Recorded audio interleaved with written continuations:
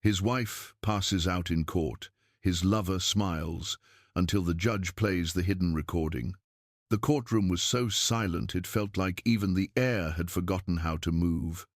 On the witness stand, Linda Whitmore sat there, not just a woman, but a storm trying to remember how to breathe. Her hands trembled, her eyes wandered in desperation, searching for something to hold on to. Behind her sat her husband, Richard Whitmore, a state senator from Georgia and a leading candidate for the mayoral seat of Atlanta. He wore the mask of a concerned spouse, but his eyes were colder than stone. Beside him sat Emma Carlisle, his assistant and lover, with hair that gleamed like polished glass and a smile sharp enough to cut. The woman everyone suspected, though no one had proof. And at that moment she was smiling a small smile, just enough to be cruel. The air in the courtroom hung thick, like smoke. Linda's attorney was floundering, losing his grip. Linda's voice came out faint, barely audible. The judge looked weary. Richard's team, in contrast, was calm, confident, relentless in their attacks. The press whispered tales of breakdown, madness, scandal. And then it happened. Linda's eyes rolled back. Her body collapsed, lifeless as a doll drained of spirit. A heavy thud echoed as her body struck the cold wooden floor in the center of the courtroom. Emma's smile widened. She believed she had won. But she didn't know about Judge Nora Franklin, and she certainly didn't know about the flash drive sitting inside the thick envelope on the judge's desk. A flash drive that carried a recording capable of unraveling everything. Seconds after Linda fell, Richard leapt to his feet as if wired to respond. He rushed to her side, his face painted with a concern so convincing it could earn him a standing ovation at the Oscars. The audience murmured. Some reporters stood up, quietly pulling out their phones despite the ban on recording.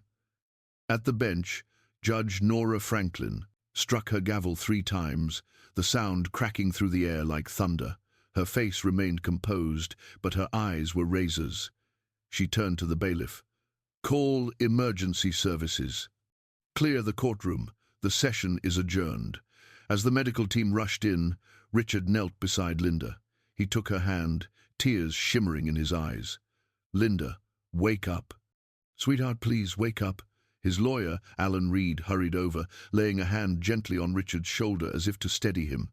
Judge Franklin remained still, her eyes scanning every detail, every flicker of emotion on the man's face, the husband who looked shattered as his wife lay unconscious. But the judge was not watching Linda. She was watching Richard. She was watching Emma. And she remembered all too clearly the flicker of triumph that passed over Emma's lips as Linda collapsed, a look that no innocent woman could wear. While the paramedics checked Linda's heart rate, her blood pressure, and prepared to lift her onto the stretcher, Richard rose to his feet, adjusted his tie, still firmly in character. "I need to go with her," he said. But Judge Nora Franklin lifted her head. "No. You are not her medical representative. You will stay." She turned to Linda's attorney. "Mr. Walters, you may accompany the patient." The lawyer nodded and quickly followed the stretcher out. Richard turned back, and for the briefest moment his expression shifted. He looked at Emma. She stood, smoothing her skirt, her face calm, as if everything were unfolding exactly as it should. Neither of them noticed that Judge Franklin had risen, stepping down from the bench. And just before she left the courtroom, she paused and turned. She caught a glimpse of Richard leaning toward Emma, whispering something. Emma nodded softly, her hand brushing his sleeve like a silent wife. In over 30 years on the bench, Nora Franklin had seen every kind of lie, every kind of mask people wore in the face of justice. But never before had she witnessed a performance so polished, so perfectly cold, it made the spine shiver. And never before had a woman's fall brought such quiet satisfaction to those around her. She knew.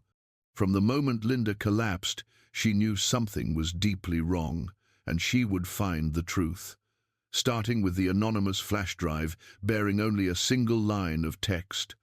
for justice. You're listening to this story on Emotional Echoes, a channel where silent lives find their voice through honest, deeply felt storytelling. If you felt your heart stir with every detail, every glance that seemed so small yet carried a truth too big to ignore, we invite you to subscribe, like, and share this video with those who matter to you. Every share you make is like a wind that helps this story reach more hearts out there. Where are you listening from? Leave a comment below and let us know how far our story has traveled across America and beyond. And now, we invite you to step into the next chapter, where cold smiles will soon crumble beneath the weight of truth coming to light. Emma Carlisle stood still beside the plaintiff's table, her eyes fixed on the stretcher being wheeled out of the courtroom. Linda Whitmore lay motionless, her face pale as porcelain, her fragile breaths veiled behind an oxygen mask. Yet Emma's gaze did not waver, not a flicker of concern, not a trace of fear. She simply tilted her head slightly, as if admiring a painting that had turned out exactly as she intended. When Richard turned back, their eyes met, and in that fleeting moment, Emma's smile returned wider, deeper, more venomous. She didn't have to say a word. That single look said everything. We did it. She believed she had just crossed the final threshold of her plan. What she didn't know was that that very smile, at that very second, had slipped into the sights of Judge Nora Franklin.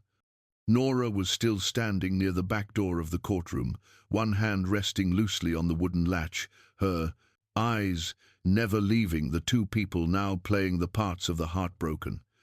She had watched hundreds of people unravel in court. She had heard thousands of lies dressed in the sweetest of voices. But in her 30 years on the bench, she had come to believe in small things. She believed in glances that came too quickly, in smiles that appeared at the wrong time, and in stares that said more than words ever could. And she had just witnessed all of them, in the same moment, from the same pair. She left the courtroom without a word, but in her mind, the first pieces of a much larger picture had already begun to fall into place. She would not let this case be reduced to a simple divorce settlement. Meanwhile, out in the hallway, Richard was speaking with his attorney, Alan Reed. His voice carried just the right tone of concern, explaining that Linda had a history of unstable health, that he had tried for months to help her, that this was the unfortunate result of mental and emotional exhaustion. Alan nodded, took notes, followed his lead.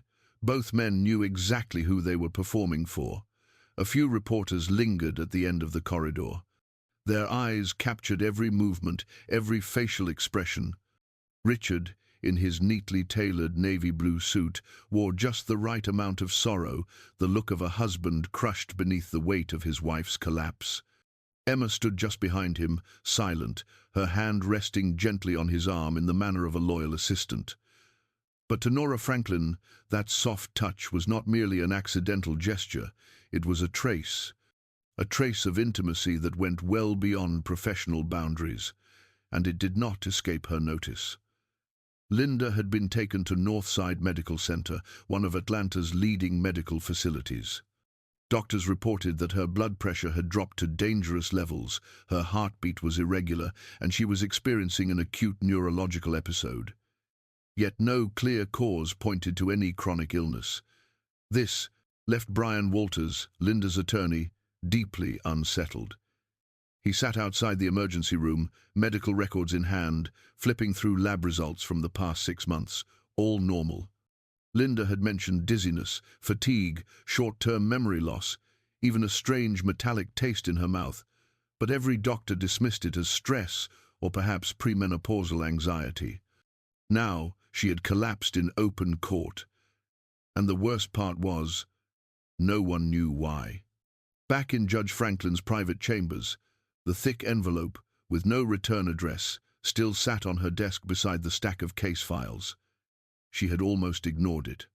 Anonymous letters were nothing new. Accusations, warnings, unsupported claims came often and meant little. But something about the words printed on this envelope had made her pause. For justice. She had opened it that very morning. Inside was only a black USB drive. No message, no name, no explanation.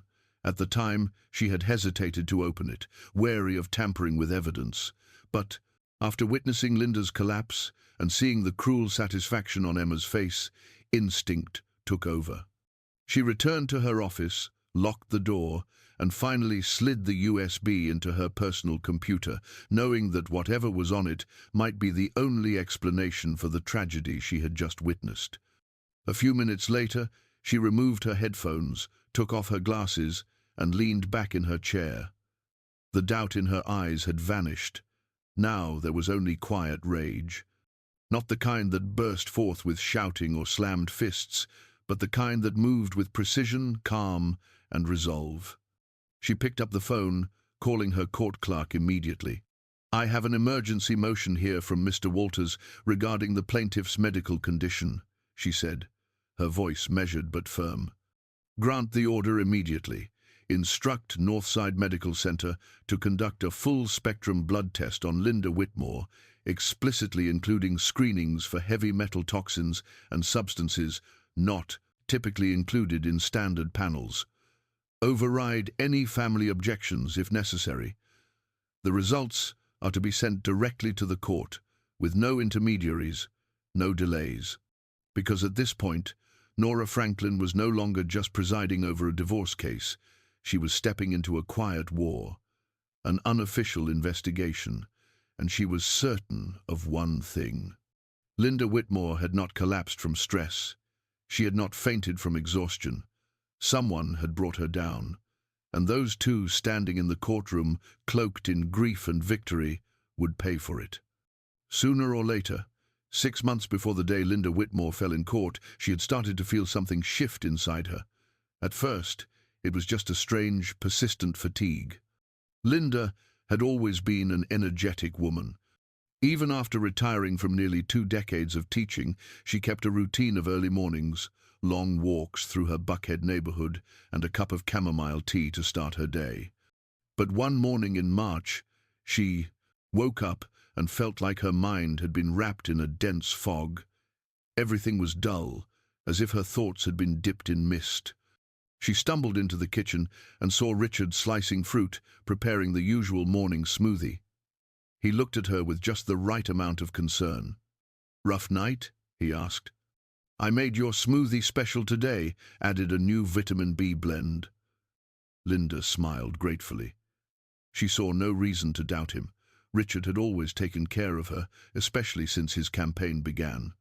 He told her she needed to stay strong, to stand beside him in public, the picture-perfect couple of Georgia. But the fatigue didn't fade. It only got smarter. She began forgetting small things. Her keys, the oven, appointments with friends. Once, she forgot the way home, though she had lived there for over 15 years. Linda sat behind the wheel, hands trembling on the steering wheel, staring at the familiar street that suddenly looked like a stranger's world. She told Richard, trying to keep her voice light, not wanting to worry him. He held her gently, his tone soothing. "Probably emotional stress. You've given so much," he said. "Doctors say menopause can cause memory lapses. We'll get through this, sweetheart." Every word sounded as though it had been penned by a screenwriter, with perfect timing. Then came the dizziness. Linda was arranging flowers on the balcony when everything began to spin. She collapsed onto the tiled floor, scraping her arm so deeply that blood soaked through her sleeve. Richard cleaned the wound, wrapped it, and told her she should see an endocrinologist. But after 2 appointments, the only conclusion offered was vague. Menopausal anxiety, stress, get some rest. Linda began to sense something was wrong, something unnamed. Each time she tried to describe it, the words slipped away like water through her fingers, as if someone had pressed a mute button inside her. The metallic taste in her mouth came next. It started just after she drank her smoothie. Linda thought it might be the new protein powder or the sharp edge of the vitamins. But the taste lingered for hours. She switched cups, changed straws, even filtered the water. The taste remained, a silent brand she couldn't scrub away. One morning, sitting on the back porch with a smoothie in her hand, she felt a wave of nausea rising in her throat. She nearly gagged but forced herself to swallow, not wanting to disappoint him. Richard needed her now, needed her by his side as the campaign gained traction. She was the symbol of stability, the image of the perfect family. She couldn't afford to become a burden. Linda began to take notes of what she was feeling. A small notebook, tucked away in the drawer beside her bed, where she recorded each symptom as it came. The dull, persistent headaches, the sudden disorientation, the trembling hands when lifting a glass, the unexplained rapid heartbeat. One day, as she read through those pages, a chill swept through her. She was watching herself disappear, piece by piece, but she didn't know where to begin looking. And what hurt the most wasn't the weakening of her body. It was the look in Richard's eyes every time she spoke of the dizziness. He looked at her as if she were imagining it all. And worse than that, she had started to believe it too. Maybe it really was her age. Maybe she was just being too sensitive. Maybe she was losing her mind. She had no idea that behind that silence was a plan crafted with precision, where the fog in her mind was not illness, but a weapon. And the person holding it was the very man who once vowed to protect her until the end of their days. Linda didn't know this, but deep inside, something had begun to stir. She felt a quiet urgency, a need to act. And one sleepless night, she turned on her computer and searched for the name of a private investigator in Atlanta. A man a friend had once hired to look into a cheating husband. The name was Jack Monroe. She typed a short message. "I need help. I think my husband is hiding something. I have no proof, but I'm slowly disappearing." Jack Monroe replied within an hour. He didn't ask too many questions. He simply offered to meet her at a small cafe on the north side of Atlanta, a place few people visited, quiet enough to hear the ticking of a clock. Linda arrived a few minutes late, her steps slow, her frame heavy with fatigue, but she carried herself with as much grace as she could. Jack stood to greet her, his nod polite, his eyes scanning her face like reading a finely printed report. There was no pity in his expression, only a calm, practiced observation. Linda spoke quickly, concisely. She told him about the lingering exhaustion, about her memory that seemed to leak like a cracked mirror, about mornings she woke not remembering what she had done the night before. She mentioned the smoothies, the ones Richard made himself every morning, with powders and unlabeled capsules, he claimed, came from a personal nutritionist. Jack nodded. He didn't voice his suspicions, but after over 2 decades in this line of work, he knew the signs of manipulation when he saw them. Linda was a victim, awakening to her own story, and that was always the most fragile moment. From that meeting forward, Jack began watching Richard quietly. He logged his routines, the places he visited, the rhythms of his workdays, and especially his private meetings with Emma Carlisle. They never held hands in public, but the way they looked at each other, the closeness of their bodies, the small, careless slips Emma stepping out of Richard's office after hours were more than enough to confirm what Jack already suspected. Once, he caught them leaving a high-end restaurant in downtown Atlanta. An hour later, they entered a boutique hotel across the city. An old scene, but it always told the truth. Jack sent the first batch of photos to Linda via an encrypted email. She read them in silence. Her eyes no longer held pain, only confirmation. Confirmation of a fear that had long been growing roots inside her. Linda didn't cry. She simply closed her laptop and sat quietly in the kitchen, where the scent of that morning's smoothie still lingered in the air. In the days that followed, Richard became even more attentive. He started using new glassware for the smoothies, added eco-friendly bamboo straws, fresh mint to cover the strange aftertaste Linda had begun to notice. She smiled, drank half, and quietly poured the rest into the sink when his back was turned. She didn't ask questions, she didn't confront him, she listened, and she remembered. She began to notice that every gesture of Richard's had a purpose.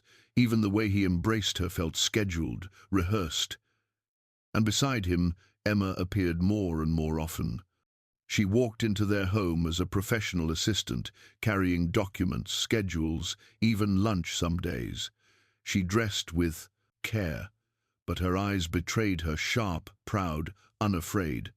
Linda began to retreat into the background of her own home, like a courteous shadow folding itself into the walls, giving way to an invasion carried out not with weapons, but with smiles and silence.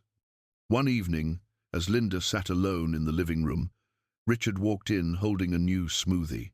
He told her she needed an extra boost of energy, that the doctor had recommended this new supplement powder for daily use. Linda took the glass, gazing at the pale green liquid inside. "I'm feeling better now," she said softly. He smiled and sat beside her. "I just want you to be well. You know that." Linda nodded gently, lifted the glass to her lips but didn't drink. She looked at Richard for a long moment, long enough to see his smile falter slightly under the weight of her silence. But then she smiled back, a smile not unlike the ones Emma often wore, light, subtle, but with a sharpness beneath its surface. Something inside Linda had begun to shift. She no longer saw herself as someone sick. She saw herself as someone being made sick, and that revelation opened a different kind of door, not one of fear, but of awareness. And behind that door, Linda began to hear the true footsteps of those who had moved through her life with gentle smiles, morning smoothies, and carefully scripted concern. She told no one, not even Jack. But from that moment forward, she no longer believed in Richard's smile, and she understood something vital. Her silence was her strongest weapon now. She said nothing to Richard the next morning. She accepted the smoothie as usual, offered him the same warm thank you, sat by the window looking out at the garden as if nothing had changed. But within her, every breath carried quiet vigilance. She took a small sip, just enough to reassure him, then poured the rest down the drain the moment he left the kitchen. After the front door clicked shut, and the sound of his car faded down the driveway, Linda picked up her phone and called the clinic he had once arranged for her. She asked to see Dr. Peters, the same physician who, 2 months earlier, had told her it was all just stress. The receptionist's voice was gentle, and the doctor was available the following morning. Linda agreed and noted the time, but this time she wouldn't be going alone. The next morning, Jack Monroe waited in the back parking lot of the clinic. They didn't enter together. Linda went in first, carrying her old medical file, her gaze steady and quiet. Jack, wearing dark sunglasses, remained in the car, a handheld recorder ready on the passenger seat. They had agreed Linda would present her symptoms just as she had before, but this time she would deliberately emphasize the dizziness and the metallic taste that followed her morning smoothies. "Doctor." Peters greeted her as always, his smile practiced, his voice even and calm. He asked about her sleep, her diet, her anxiety levels, her personal stresses. Linda answered openly, holding nothing back. She spoke of the disorientation, the mental fog that felt like being submerged in mist, the waves of nausea, the metallic tang that lingered for hours after breakfast. "Doctor." Peters nodded, took notes, then flipped through her earlier records. He explained that all her tests, blood work, blood pressure, hormone panels had been normal. No inflammation, no vitamin deficiencies, no neurological markers of concern. He asked about her psychological history. Linda nodded slowly, admitting that she had felt anxious lately, mostly due to the pressures of life and the role of being the wife of a man running for public office. She spoke slowly, carefully, not wanting to appear agitated. Dr. Peters closed the file. He looked at her for a moment, then gently stated that all of her symptoms were consistent with chronic stress syndrome. not a neurological disorder, not poisoning, nothing alarming.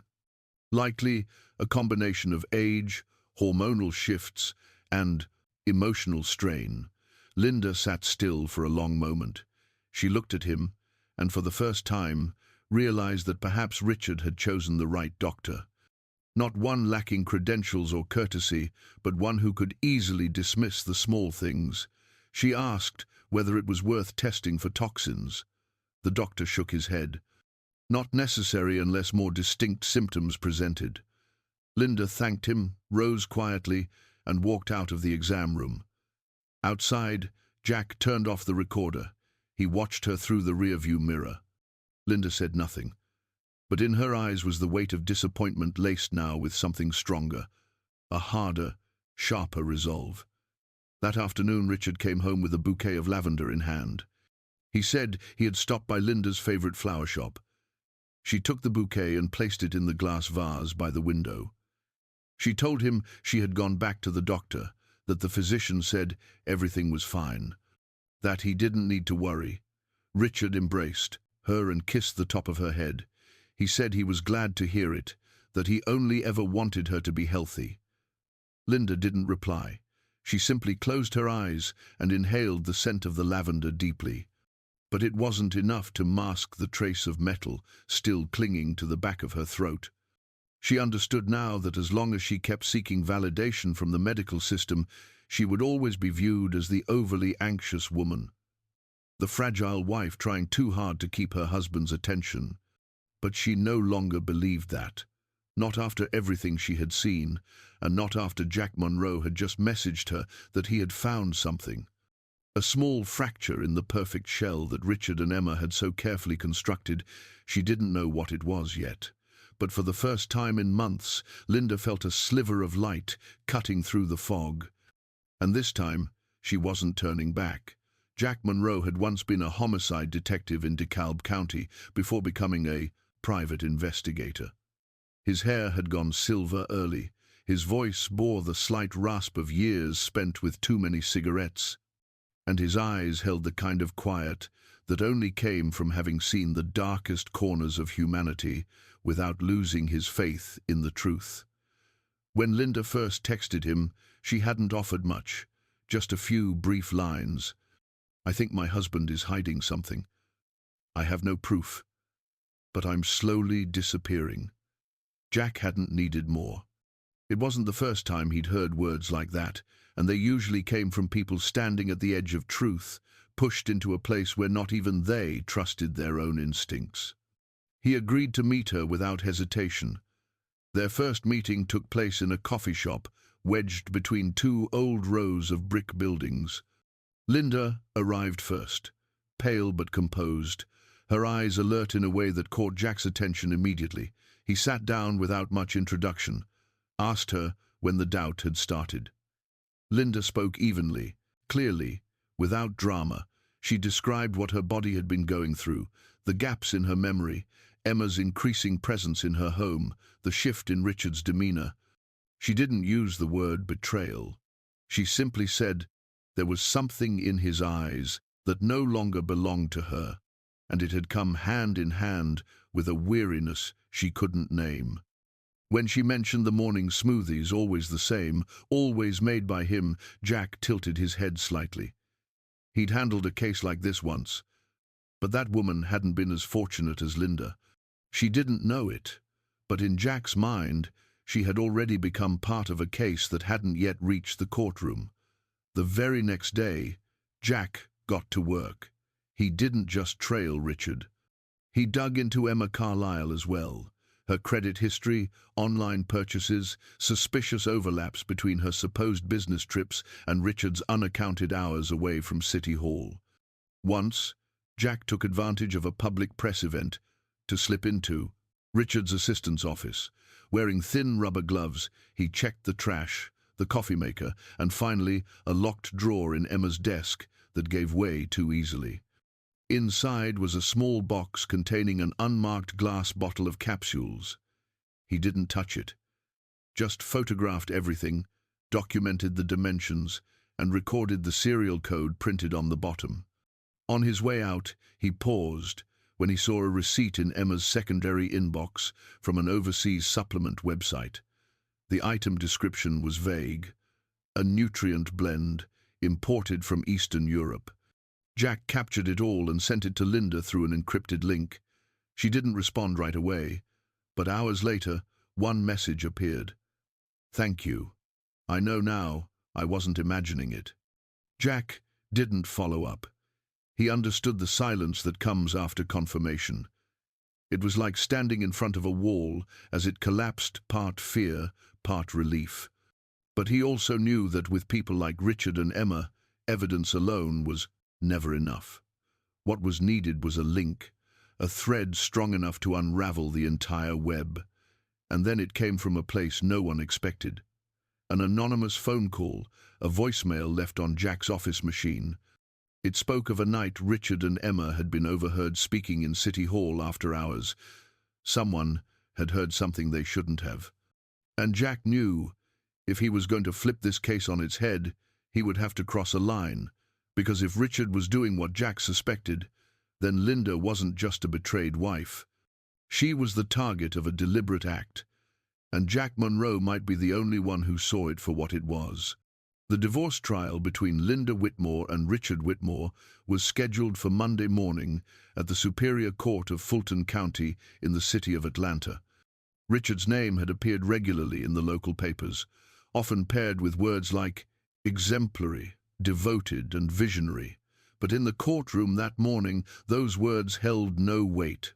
What remained was a man with a courteous smile, a pale, frail woman seated quietly beside her attorney, and a truth slowly being twisted out of shape beneath carefully constructed language.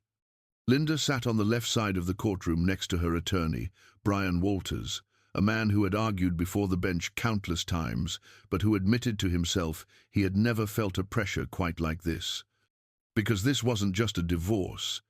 This was a confrontation between justice and a form of power cloaked in decency. Richard entered with his lawyer, Alan Reed, a former prosecutor known for turning the most harmless conversation into a compelling piece of evidence. That was why Richard had chosen him. And that was why Linda knew she could not afford a single misstep in her testimony. Judge Nora Franklin sat high above, her gaze sweeping the room before she formally opened the proceedings. She had presided over many divorce cases, some of them bitter, some painfully intimate. But this one brought with it a different air. Something about the way Richard took Linda's hand when they sat down, only to let go the moment the media's cameras turned away, felt hollow. She recognized a staged expression when she saw one, and she saw it not only in Richard's eyes, but in the perfectly timed nod of Emma Carlisle, seated discreetly behind him in the gallery. She was listed as his assistant, but her presence carried no air of detachment. The trial began with the plaintiff's opening statement. Linda didn't say much.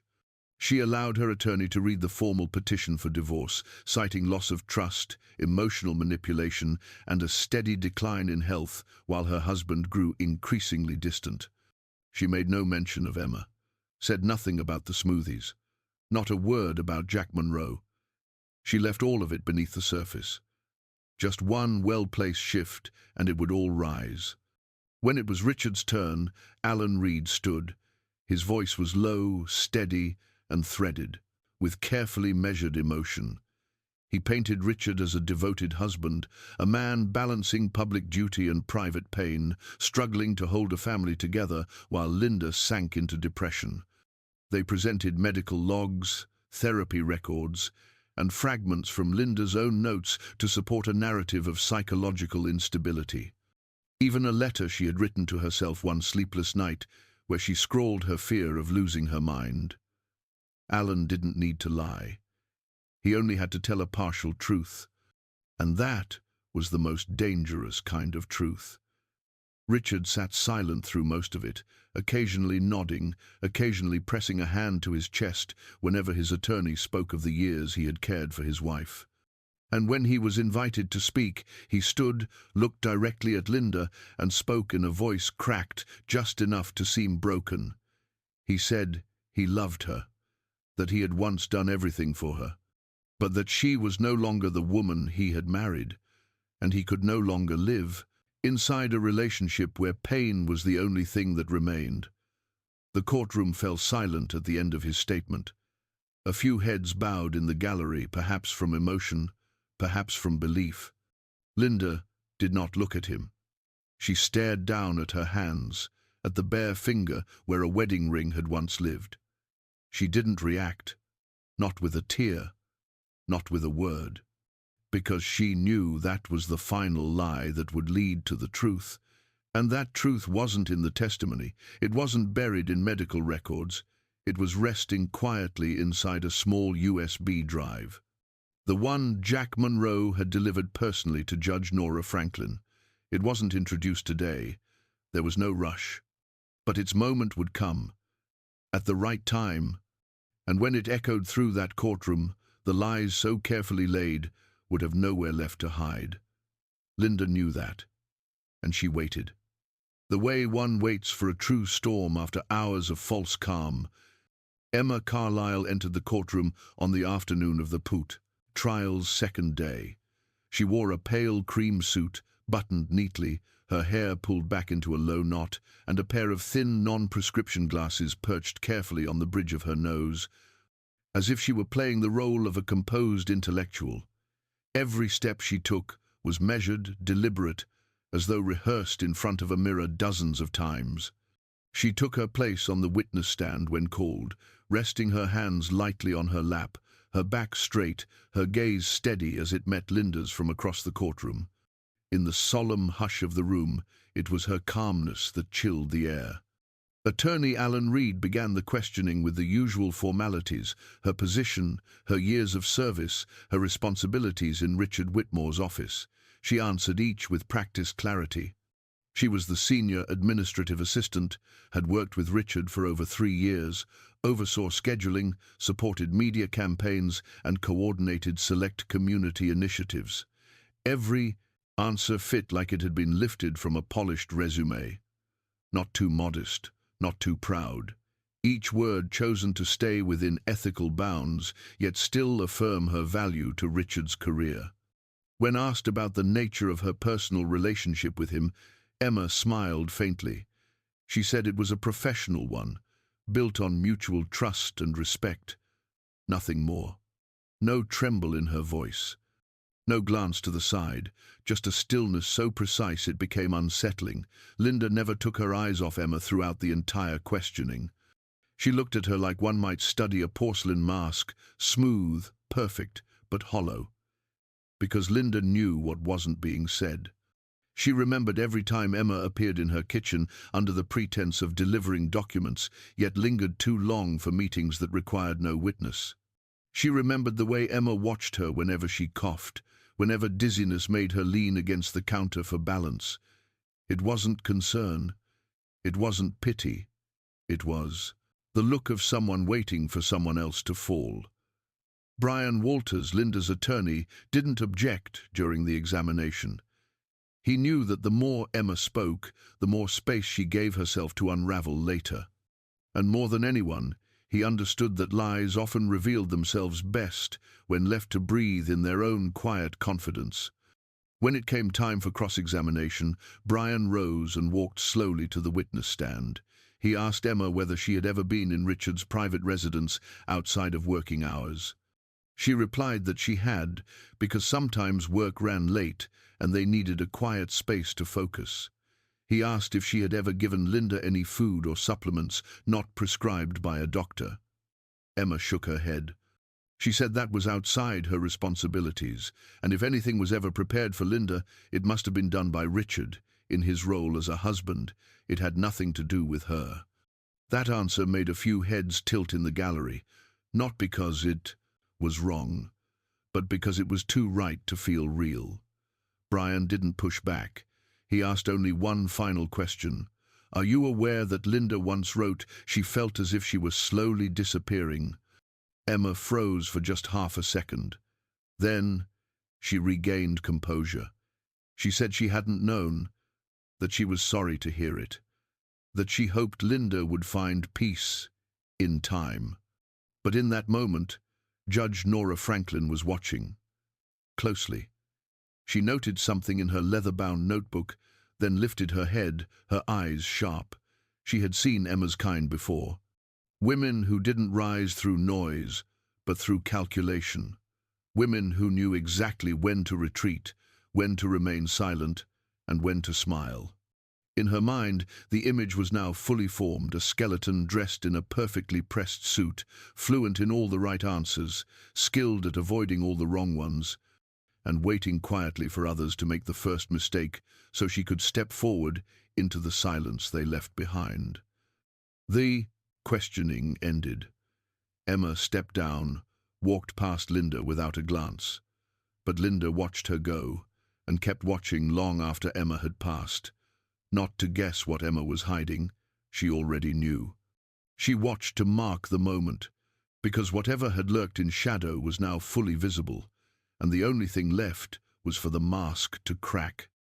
Not by anyone's hand, but because it had been crafted from something far too thin to last. 3 days after Emma's cross-examination, Richard's legal team submitted a new set of evidence to the court. A thick file, meticulously compiled, filled with photographs, receipts, and behavioral reports aimed to paint a single picture, that Linda Whitmore was showing signs of alcohol abuse. Alan Reed stood before the bench, his voice calm, every word weighted with calculated restraint, as if he regretted having to reveal this, but was merely protecting his client from an unfortunate truth. He explained that for months Richard had quietly documented his wife's decline. There were photographs of Linda alone in the living room, a nearly empty vodka bottle beside her, her eyes glassy, her hands cradling her head in what appeared to be helpless despair. Another photo showed her sitting on the back steps late at night, barefoot, clutching a wine glass, the house lights casting a harsh glow over her haggard face like a silent accusation. But Alan didn't stop there. He produced receipts showing repeated purchases of alcohol over the past 6 months, most paid for with Linda's own credit card.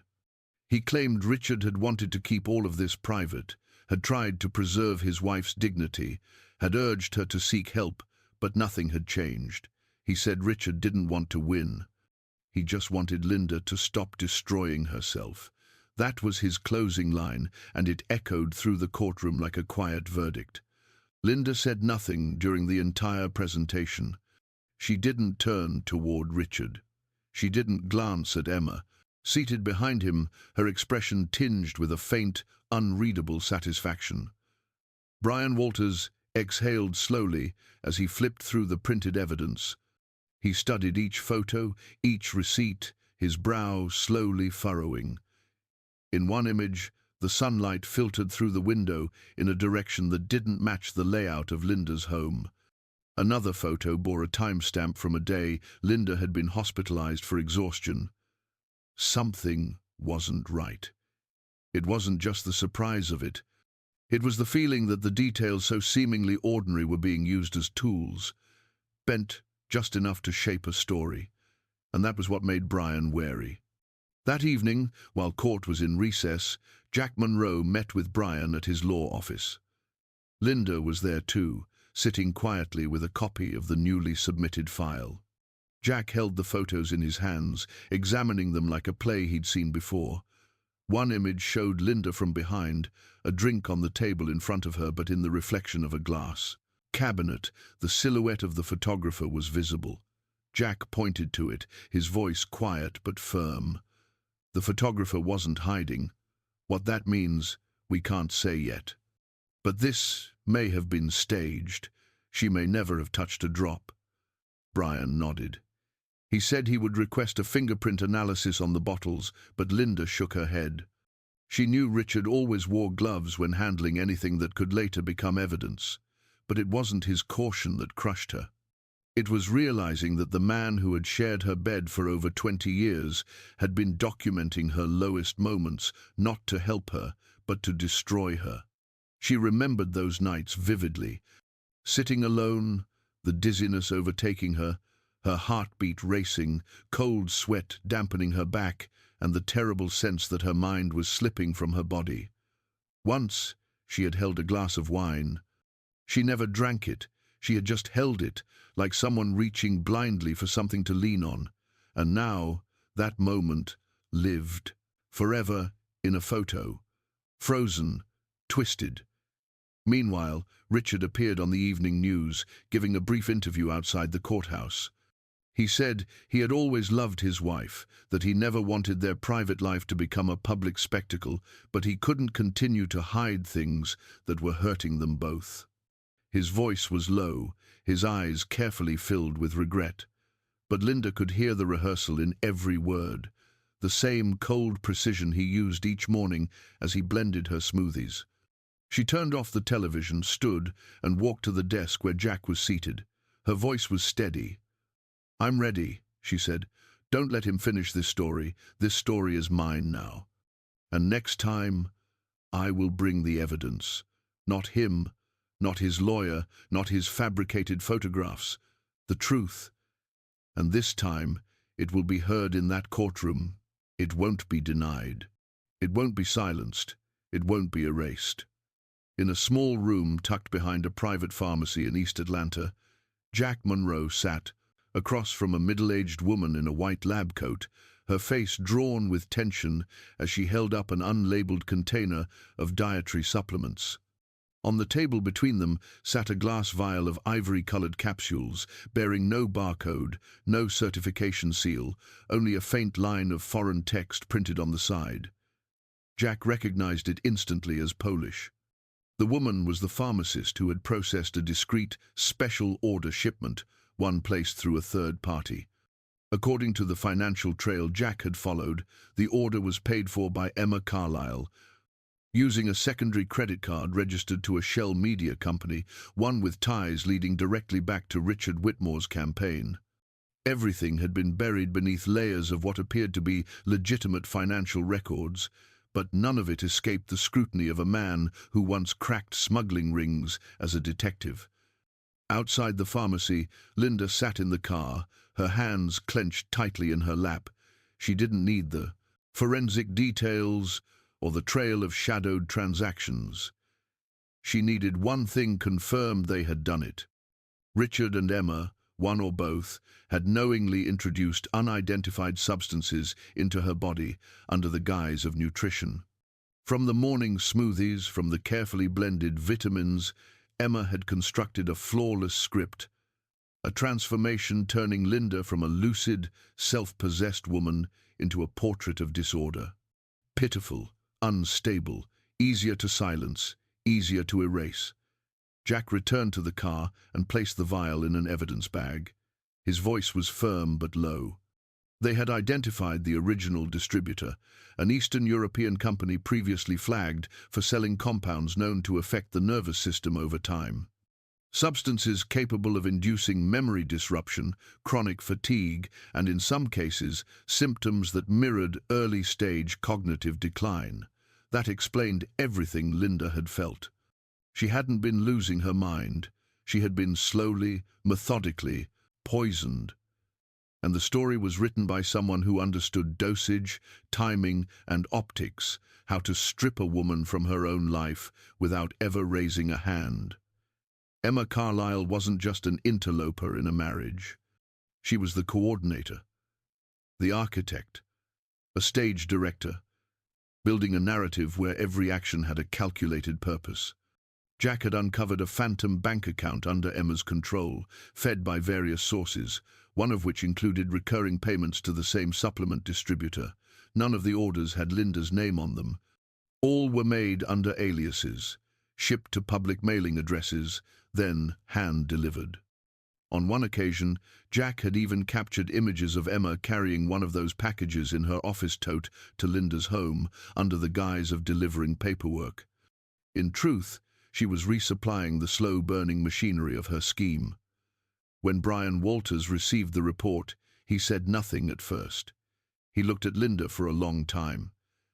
And Linda didn't speak either. The truth was clear now. Every symptom that once made her doubt herself, every dismissal by doctors, every moment she chalked up to stress had all been the result of a carefully constructed manipulation disguised as love. But what hurt Linda most wasn't betrayal. It was erasure. Emma hadn't simply wanted Richard. She wanted Linda gone, replaced by a version so unreliable, so frayed, that when she fell, no one would question it. If Linda lost her reputation, her clarity, even her autonomy, then her quiet disappearance could be cast as graceful retreat, but they had gone too far. And now, Linda held something they hadn't anticipated. Proof. Not feelings, not fragmented memory, but documented evidence, financial records, physical capsules, professional verification, and a network of transactions Jack had followed with the precision of a man who no longer guessed. And as Linda had said before, this time she would present the evidence. Not Richard, not his lawyers, not a gallery of staged photographs, the truth. And when it was played in court, there would be no denying it, no muting it, no scrubbing it from the record. People often say that marriage is a mirror held between two people, but for Linda Whitmore, that mirror had, for 25 years, only reflected what she believed was real. And when the paint began to peel, what emerged wasn't an accidental crack. It was a mask carefully cast in promises, affection, and the image of a perfect family. For a quarter of a century, Linda had been the wife beside a man adored by the public, respected by peers, and celebrated in the media as the embodiment of balance between career and home. But now, sitting alone in her attorney's office with a file thick with facts, that image was no longer her pride. It was Exhibit A, in a marriage built not on love, but on illusion. Jack Monroe had said that Emma was the one orchestrating the plan, but Linda knew none of it would have taken form without Richard's consent and intention. The man who made her smoothies every morning, who gently rubbed her back when she couldn't sleep, was also the man who slipped those capsules into the glass. Not out of anger, not from arguments, but from control.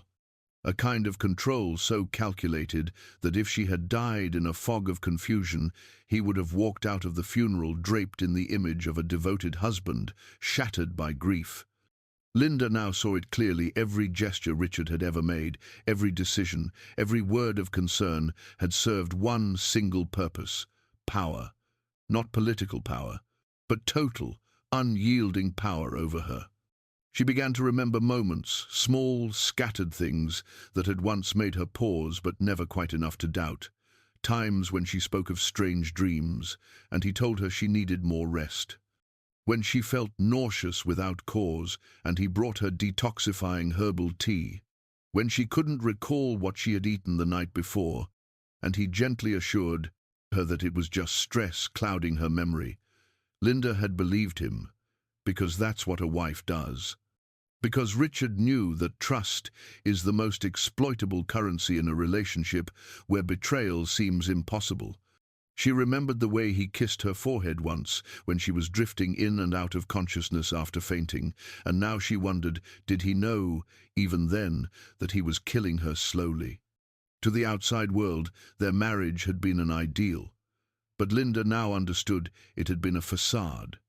A carefully constructed mask, built to conceal a colder truth, that she had never been loved for who she was, only for the role she played. She was the quiet backdrop to a perfect campaign. The wife who didn't make noise, who stepped aside when needed, who protected the image. And when she started to question, when her strength began to slip, the replacement was already in place. There was no need for a scandal, no affair in public. All it took was the slow dismantling of who she was, until she no longer had the presence to fulfill her part. That wasn't betrayal, it was manipulation. Brian Walters told her that the evidence was now strong enough to escalate the case. Not just a divorce, but a criminal case involving intentional poisoning and marital misconduct. But Linda didn't answer immediately. Not because she doubted the law, but because she wanted the truth, not just proven. She wanted it exposed, in front of the very people who had once believed they knew her, believed they knew Richard. She wanted the mask he wore, the one polished by years of charm and public service, to crack in the very place where he stood tallest. On the platform of reputation, beneath the lights of the press, and in the eyes of those who had once admired him without question. Because, she thought, if marriage is a mirror, then now it was Richard's turn to see himself, not through the gilded reflection of status or staged affection, but in the raw, unvarnished truth of what he really was. And Linda, after all of it, was no longer the woman in the background.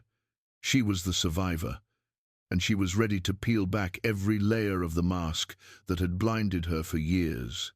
Jack Monroe sat quietly in his car, parked a few blocks from City Hall, holding an old tape recorder he had used for over a decade as a private investigator.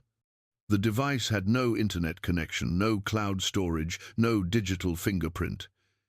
In his hand was the piece of evidence he knew would change everything. A recording less than 10 minutes long, captured one evening 2 months ago, when Richard and Emma thought the office was empty, and they were alone in the small back conference room after hours. What they didn't know was that Jack had installed a tiny microphone behind the wall-mounted projector, and on that recording there was one line Jack would never forget.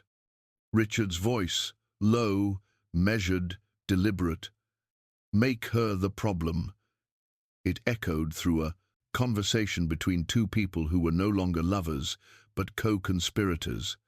Emma, her voice soft, almost whispering in the dark, warned that Linda was starting to suspect, that she no longer believed the explanations Richard gave her, and that if she regained clarity, the entire plan would unravel. Richard didn't shout. There was no slamming of fists, no outburst. Only that same eerie stillness when he said she needed to be discredited before she became coherent. "Keep her dizzy," he said. "Make the doctors believe she's unstable, keep the vertigo going, make her into an unreliable wife." And with those words, what had been speculation turned to certainty. It wasn't a breakdown. It was a takedown written like a script, acted like a play. And now, it was time to show the audience the truth. Not behind a curtain, but under oath. The way they spoke about Linda chilled Jack to the bone. Not because their words were cruel or violent, but because of how calm they were. As if they weren't discussing a living, breathing woman, but reviewing a media strategy. Emma mentioned increasing the capsule dosage in the smoothies, but not by too much to avoid raising suspicion. Richard asked whether they should switch to a different compound. Emma said no, not yet. The current symptoms were effective. Then they laughed, a brief, careless laugh, like two people who had just cleared the most dangerous part of a plan. And then came Richard's final words, just before the audio was cut by the sound of a closing door. "Make her the problem. Then everything becomes easier." When Jack sent the recording to Brian Walters, he attached a simple message: "It's time to pull the curtain down." Linda listened to it for the first time in a closed conference room, alone with Brian. She didn't cry. She wasn't angry. She simply closed her eyes and listened, word by word, as if hearing herself described by two strangers standing outside her life, yet orchestrating every moment within it. She understood now why she had doubted herself, why the exhaustion always came after those morning smoothies, why the doctors said it was stress, why Richard always had a way of making her feel like she was imagining things. She now knew she had never been the wife losing control. She had been the target of a deliberate manipulation. And what clenched her throat wasn't the betrayal, it was the ease in Richard's voice, the chilling smoothness of a man who once vowed to protect her. The trial resumed 3 days later. Linda was supposed to be resting. Doctors had strongly advised at least a week of observation at Northside Medical Center. But she refused to stay in that hospital bed a moment longer than necessary. Against medical advice, she discharged herself, arriving at the courthouse pale and leaning heavily on Brian's arm, but with a fire in her eyes that no fatigue could extinguish. Brian explained they would need to request permission to present the recording as new evidence. Judge Nora Franklin was strict about late submissions, but he believed she would not ignore a piece of evidence this substantial. Linda nodded. She didn't need long speeches. Just time. She was no longer the woman pressed into a corner of the courtroom, waiting for someone else to decide her fate. She was the living proof. And this time, it would be Richard's voice speaking for her. That line, "make her the problem," was undeniable. That plan, whispered over her body and mind, could not be argued away. They had succeeded. They had made her the problem. But now, she was the problem they couldn't solve. Judge Nora Franklin sat alone in her chambers, behind courtroom 3. The late afternoon light filtered through sheer curtains, washing the room in a muted gold that seemed to slow everything down. On her desk lay a thick case file, the topmost page stamped with an urgent request from attorney Brian Walters to admit new audio evidence. Next to it was a small brown envelope containing a USB, marked simply Whitmore versus Whitmore. Nora hadn't opened it yet. She had been sitting there for nearly an hour, one hand resting on the file, her eyes fixed on the window. Her thoughts had drifted to a different case, nearly 20 years ago, back when she was still a defense attorney. Her client then was a young mother charged with neglect after suffering from postpartum depression. She had been convicted thanks to a string of compelling testimonies from her husband and a social worker who, it was later revealed, was having a personal relationship with him. Nora had not been able to stop it. Because the law did not serve emotion, it served evidence. Now, she sat on the other side of the line with the power to decide what would be heard and what would not. But as someone who had witnessed countless trials, Judge Nora Franklin understood better than most that justice was not simply a matter of right and wrong. It was the truth, laid bare, even when it made people uncomfortable. When Brian Walters knocked on her door, she hadn't yet looked away from the window. He stepped inside without a folder, without urgency, only a quiet nod when she lifted her eyes to meet his. They had faced each other many times in court, but this time there was something different in his expression. Not desperation, not persuasion, but trust. A trust that she would listen. After he left, Nora opened the envelope, pulled out the USB, and plugged it into her personal computer. The recording began. No digital intro, no background music, just the voices of two people speaking in a quiet room, Richard Whitmore and Emma Carlisle. Nora listened in silence for nearly 10 minutes. She took no notes, didn't pause, didn't look away from the blank screen displaying the moving timeline. And when the recording ended with Richard's words, "make her the problem," she didn't shut the laptop. She left it just as it was, slowly removed her headphones, and let her gaze fall back to the thick case file on her desk. The voices still echoed in her ears, though the audio had long gone silent. The following day, the trial resumed. Nora sat high on the bench, her expression giving away nothing. But before the public hearing continued, she requested both legal teams meet in closed chambers. Linda sat quietly toward the back, and Jack Monroe leaned against the wall, arms folded, unmoving. Brian restated his request, submitting the official transcript and audio copy. Alan Reed, Richard's attorney, objected immediately.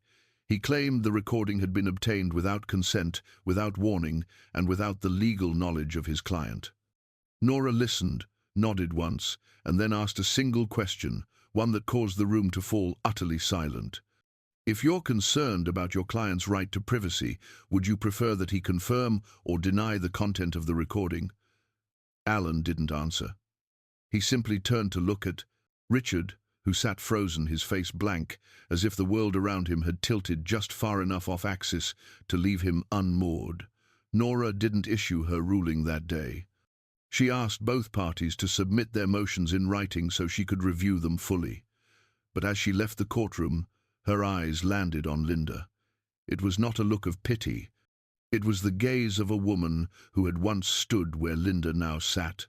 A woman who, years ago, had lacked the proof to show the world that she wasn't crazy, wasn't fragile, and wasn't to be cast aside.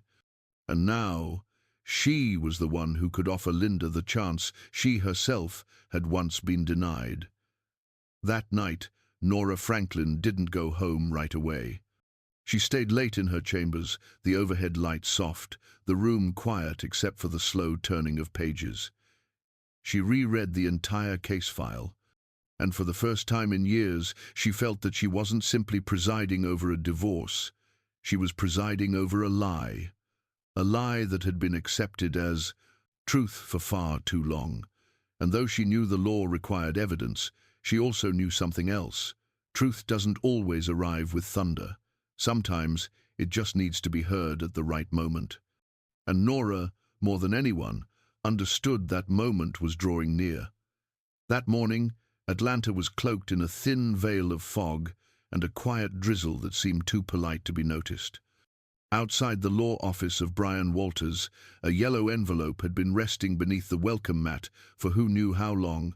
No return address, no postmark, just a single line printed in bold black letters, "For the one who guards justice." Brian picked it up, his brow tightening with a quiet instinct honed by decades in the courtroom. Everything in him said the envelope was important but possibly dangerous. Still, when he opened it and saw what lay inside, his breath caught. Printed pages, accompanied by a small black memory card.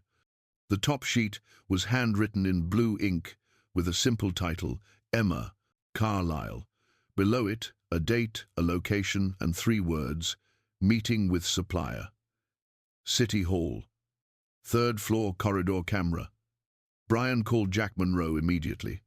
15 minutes later, they met behind closed doors, blinds drawn, silence thick. Jack plugged the memory card into his personal laptop. On screen appeared grainy footage, extracted from an old security camera. No sound, but the timestamp was clear, one weekday evening, roughly 2 months ago. In the video, Emma appeared at the end of a hallway, carrying a brown paper bag. She looked around, then slipped into a maintenance room tucked behind the HR offices. 5 minutes later, a man entered from the opposite direction, baseball cap pulled low, surgical mask in place. They stayed inside for 13 minutes. When Emma exited, she was holding an envelope. No one could hear what was said, but both Brian and Jack knew in a case like this, images could be just as damning as words. The papers enclosed with the video were copies of financial records connected to the man in the footage. Jack quickly identified him, a former pharmaceutical technician whose license had been suspended after an FDA investigation into unauthorized substances. He had once worked at a company linked to a shipment delivered to an address tied to Emma. There was no documented connection between the two, but the meeting itself was more than enough to raise suspicion, especially given that the date lined up precisely with the period when Linda's symptoms had sharply worsened. Linda listened quietly as Jack laid out the findings. She didn't ask who had sent the envelope. She didn't need to. Whoever it was had clearly been watching for some time, waiting for the exact moment when the truth needed to surface. She watched the video again, this time studying Emma's movements, her walk, her glances over the shoulder, the way her hand paused at the door handle. Linda had once believed she simply wasn't perceptive enough to spot betrayal. But now, she understood. It wasn't blindness, it was trust. And people like Emma didn't lie with words. They lied with silence, with gestures timed to perfection, with smiles that knew exactly when to fade, and absences that always came too soon or too late. Brian decided to submit the footage as supplemental evidence alongside the audio recording. When Judge Nora Franklin received the file, she gave no dramatic reaction. She merely said she would review the material and verify its source. But the way her eyes narrowed while watching those silent frames, frame by frame, betrayed something else entirely. She had seen too many courtroom performances to be swayed by volume or flair. She knew the truth didn't always enter through the front door. Sometimes it slipped through the cracks quietly, unsigned, without fanfare, but carrying the one missing piece that made the whole picture finally make sense. That night, Linda sat alone in the bedroom she once shared with Richard, the space she had believed, for so many years, to be the safest place in the world. She opened her laptop and played the video, again and again, not to feed doubt, but to embed every frame into her memory. Each passing second confirmed what she already knew. She had been made a target, positioned like a voiceless pawn on a chessboard drawn by someone else. But now, piece by piece, image by image, word by word, she was reclaiming her place as the one holding the board. And that anonymous envelope, whoever had sent it, had struck a crack through the silence Richard and Emma once believed would shield them forever. But no, truth always finds a way through. Even if it comes in the quiet shuffle of paper, even if it arrives in an unmarked envelope. That morning, courtroom 3 was filled to the edges. Not because of the media frenzy surrounding the divorce of Richard and Linda Whitmore, but because of the strange silence that had hung over the proceedings in recent days. This was no longer just a divorce trial. People came not to hear a woman defend her dignity or to watch a public figure lose face. They came because they sensed something larger was unfolding, something the law too often failed to catch. And when Judge Nora Franklin entered the room, every eye followed her. No one knew what she was going to say. But everyone sensed that what she was about to decide would shape more than just the outcome of a marriage. It might shape what justice still means in the quiet, grey spaces of private lives. Linda sat still, without makeup, her face bare, but her gaze sharp. Richard kept his eyes on the judge, that familiar, faint smile on his lips, but his hands gripped the edge of the bench just a little too tightly. Emma was absent. Her seat behind Richard sat empty. Alan Reed, seated beside Richard, already had his objection files in hand. Brian Walters stood at the plaintiff's table, composed, but clearly waiting. Judge Franklin began speaking, not loudly, not forcefully, but with a weight that fell like stone across water. She said she had reviewed all materials submitted in recent days, including the audio recording, the surveillance video, and the financial documents. She did not make a ruling on whether criminal conduct had occurred that was beyond the scope of a civil trial. But she stated plainly that the nature and substance of the evidence were sufficient to change both the scope and character of the case. Alan stood, ready to object, but the judge raised her hand slightly, and he sat before a word left his mouth. She continued, stating that the court would allow both the recording and the video as admissible evidence. They had been obtained in a public space, she said, where no reasonable expectation of privacy existed and no signs of manipulation were found. Based on that, the court would permit an expansion of the proceedings from a standard divorce to an inquiry into psychological manipulation and intentional harm to the mental health of the plaintiff, Mrs. Linda Whitmore. The courtroom fell silent. Richard didn't move. Alan scribbled notes, but his hand shook. Brian gave the slightest nod and turned his eyes toward Linda. And Linda, still silent, simply closed her eyes and exhaled. Not from exhaustion, but because she knew, finally, her voice had not been dismissed as noise in a room built for power. Judge Franklin concluded by stating the hearing would be paused for 3 days to allow both parties to adjust their arguments in light of the expanded scope. She ordered a preliminary investigation into the involvement of Emma Carlisle and placed a temporary freeze on all shared assets to prevent concealment or dispersal. Then she looked directly at Linda and said something not written in her prepared remarks. "There are things the law cannot heal, But today, at least, we have heard part of the truth. The gavel struck. The session ended. But for Linda, this was not an ending. It was a beginning, one that didn't require shouting to be heard, one that didn't require perfection to earn belief, one that only needed someone to stop, open the envelope, play the recording, and listen at the right time. And now, as she stepped out of the courtroom, the light in the hallway was no longer blurred by doubt.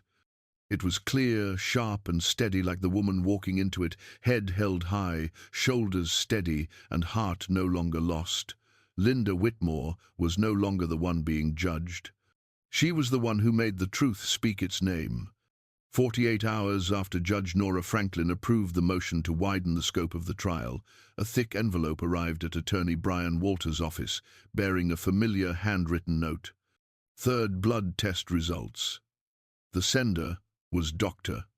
Raina Caldwell, a toxicology specialist who, just 2 months earlier, had refused to sign off on Linda's health report because the symptoms did not align with a standard diagnosis of stress. This time, not only had she signed her name, but she had also enclosed a comparative report analyzing 3 separate blood samples taken from Linda at different intervals, one of which had been collected just a week ago under the watch of an independent third party. The results confirmed what Linda had long suspected, but seeing it printed on paper in the stark, clinical language of medical science gave her no comfort. Her bloodstream showed a consistent presence of a rare compound, one typically found only in unregulated dietary supplements banned in the United States, known for disrupting the central nervous system and impairing memory over prolonged use. The substance had a name as strange as its effects were devastating: neurosenol beta, a synthetic variant previously flagged in Europe after a wave of lawsuits related to its psychiatric side effects. It was not the kind of poison that killed outright. It eroded a person slowly, leaving them disoriented, confused, fatigued, and increasingly labeled as mentally unstable.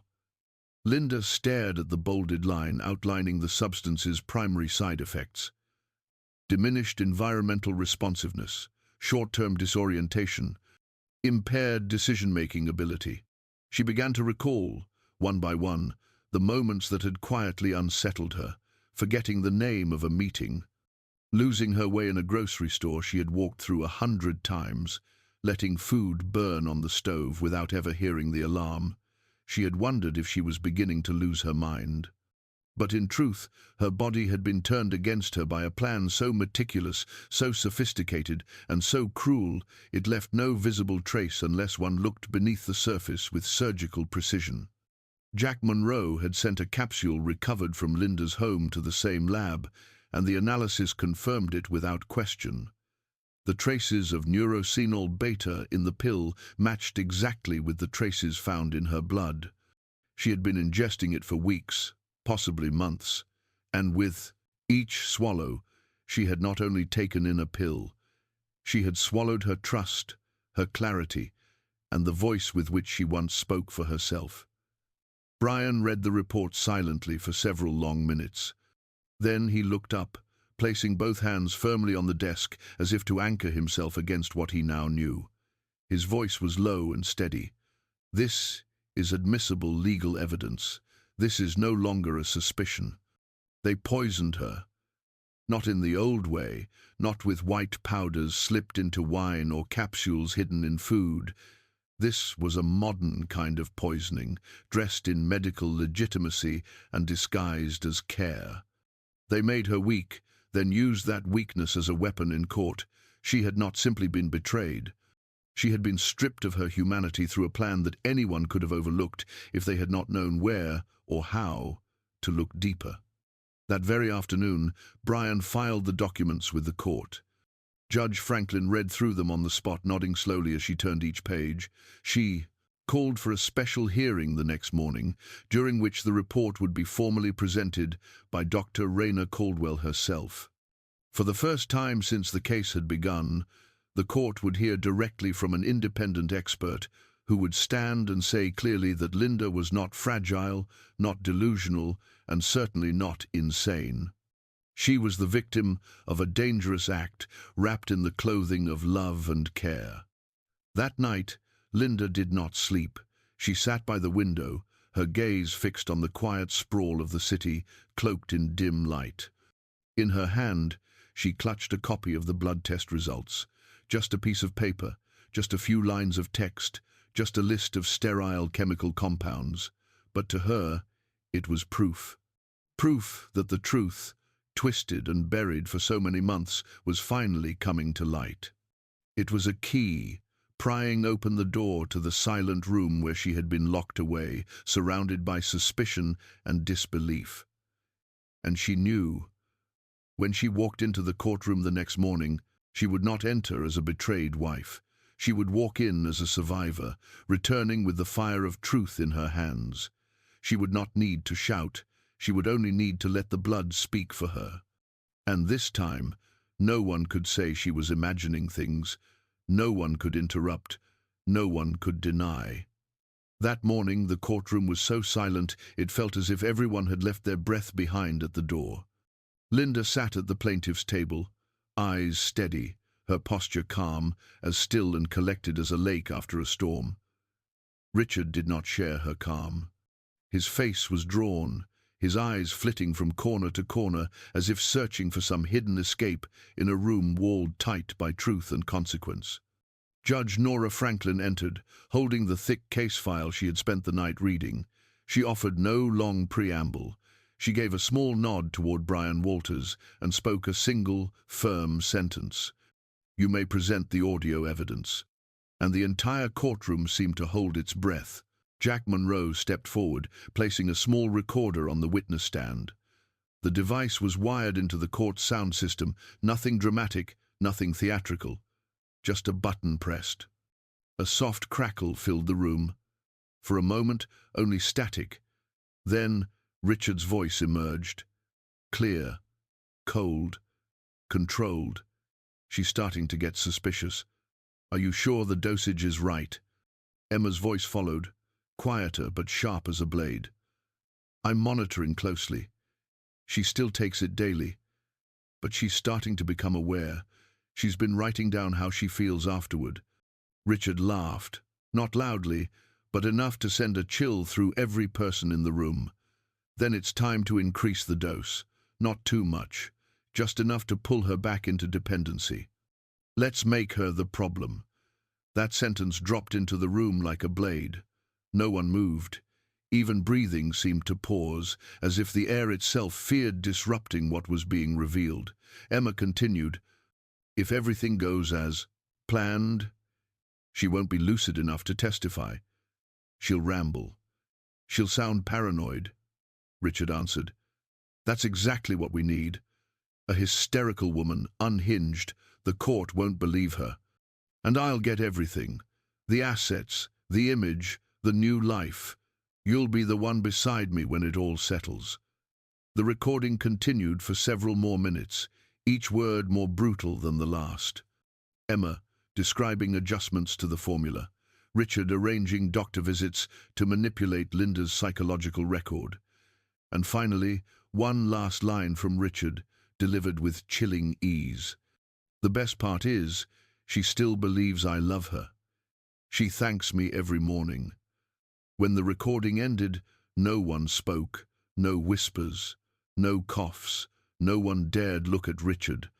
Only Linda remained still in her seat, her hand resting gently on the edge of the table, her eyes fixed forward into the open air. Not because she felt nothing, but because she was holding herself together. She had heard the recording before. But here, in this room filled with witnesses, under the gaze of justice, it was no longer just evidence, it was confirmation.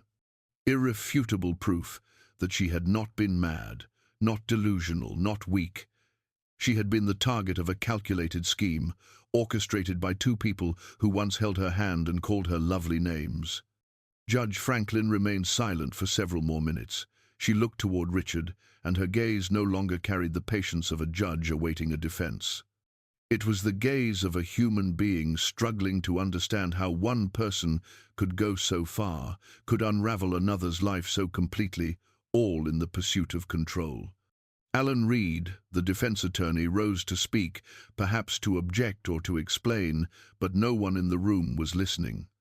Every eye remained fixed on Richard, the man who had once entered this courtroom in a perfect suit, wearing the polished smile of a statesman, cloaked in the aura of a respectable man. Now he sat motionless, his face vacant, hands trembling beneath the table. The image he had so carefully constructed was gone. The role he had played no longer fit, he was no longer in control. He had become exactly what he had tried to turn Linda into: powerless, disbelieved, voiceless in the face of truth. And Linda, for the first time in many long months, allowed herself a smile. It was not a smile of triumph. It was relief, the quiet expression of someone who has finally been heard. For the first time since this nightmare began, she no longer felt like a secondary character in the story of her own life. She had taken back her voice, and this time it had spoken not through her own lips, but through the very mouth of the man who had tried to drown her in silence. The silence in the courtroom lasted less than a minute, yet it thickened the air until it felt like it might split from the weight. Then, as if some invisible thread had been pulled too tight, the room erupted. A murmur rose from the back, followed by a gasp of disbelief. An older man stood and turned to his wife, his voice cutting through the air. He poisoned her, actually poisoned her. A younger woman covered her mouth as tears streamed down her cheeks. Judge Nora Franklin struck her gavel 3 times, calling for order, but the sounds refused to die. The fury spread like a current, rising from seat to seat, filling the room with the shock of a truth too long suppressed. Every eye turned toward Richard Whitmore, who no longer resembled the composed figure of a dignified man, but rather a crumbling shell, his movements erratic, his eyes darting, his hands shaking so violently he could not even lift a glass of water. Alan Reed stood again, attempting to maintain a composed voice as he requested a recess for the safety of his client, but no one was listening. Jack Monroe leaned in to whisper something to Brian Walters, then pulled out his phone, dialing quickly, his expression tight with urgency. Emma Carlisle was not in the courtroom, but her name began to ripple through the whispers like a phantom walking the aisles. Her name surfaced in half-spoken curses and clenched-jawed accusations. A woman from the gallery stood abruptly, her hand trembling as she pointed toward Richard. Men like you are the reason women like us are silenced, doubted, told our truth is fiction. A court officer quickly approached to ask her to calm down, but no one truly wanted her to stop. She had spoken for dozens of tear-filled eyes in that room. Linda said nothing. She simply sat there, her hand gripping the edge of her seat, her gaze locked on the empty space in front of Richard. He did not look back at her. Not once. And perhaps that silence was the most damning of all, for the innocent speak, the innocent face what stands before them. But Richard did not. He sat there like an animal cornered, stripped bare not by force, but by the echo of his own words, spoken in secret, never meant to be heard, now heard by all. Judge Franklin called for order once more, and this time her voice was firm, edged with steel. She declared a 30-minute recess to restore calm and give everyone time to collect themselves. As she rose from the bench, her eyes passed over Richard for the briefest moment. There was no anger in them, no pity, just the gaze of someone who understood that justice does not always arrive in the form of a verdict. Sometimes it comes in the moment when truth stands so naked, so undeniable, that no one can look away. Brian stepped over to Linda, bowed his head slightly, and spoke quietly. "You don't have to say another word. It's all been said for you." When Linda stood, those present in the courtroom shifted aside instinctively, parting to create a quiet path not commanded by law or power, but by something harder to name: recognition, respect. the kind owed to someone who had once been buried beneath doubt and silence, and now walked forward on legs that had once trembled with despair. As she exited the courtroom, the press surged like a broken tide, a chaos of voices and flashes, but she did not stop. There was no need to speak, no need to explain. The truth had already spoken, loud and clear, and this time it did not require repetition. It had ignited something in the hearts of those who had witnessed it, and it would not be forgotten. Just minutes after Linda stepped out, while the hallway still buzzed with tension, the radio clipped to a nearby officer's shoulder crackled with urgency. A voice came through, steady and official, confirming that a temporary arrest warrant for Richard Whitmore had been approved based on the audio evidence, the medical report, and his documented involvement in a pattern of deliberate harm against his wife. The message lasted less than 3 minutes, but for those in the courthouse, the moment seemed to stretch across an entire lifetime. Richard remained seated in the courtroom, alone now at the defendant's table, his fingers gripping the edge, his eyes vacant. No lawyer sat beside him. Alan Reed had stepped away during the recess, citing the need to review documents, but everyone understood. He had chosen not to witness the final unraveling of a man he once believed to be innocent. 2 plainclothes officers entered the room, unhurried and quiet. One stepped forward and read the arrest warrant aloud, his voice steady and unshaken. "Richard Whitmore, you are under arrest on suspicion of the intentional poisoning of another person resulting in serious bodily harm and for suspected tampering with evidence in an attempt to mislead the court. You have the right to remain silent and the right to an attorney. Anything you say may be used against you in a court of law." Richard did not resist. He said nothing. He rose slowly, as if his body no longer belonged to him. A cold metal cuff was locked around his right wrist. There was no struggle, just a slow, lowered head, not out of remorse, but because there was nothing left to deny. Outside the courthouse, the news broke like a lightning strike. Local stations went live. Cameras zoomed in as Richard was led out through the main entrance, wrists cuffed, head bowed, surrounded by a storm of flashbulbs and reporters shouting over one another.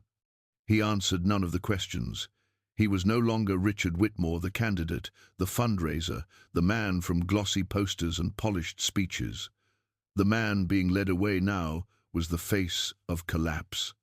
A living reminder that reputation cannot shield anyone from consequence, not when the truth is finally heard at the right moment.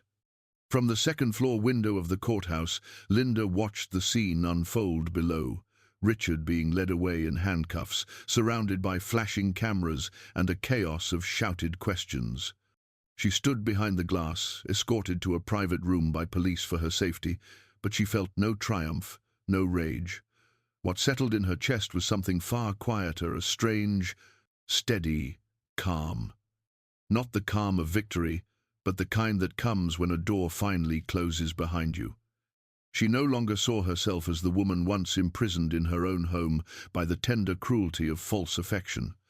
She had stepped through the long haze, and now it was he who remained behind, the one who once believed he held control.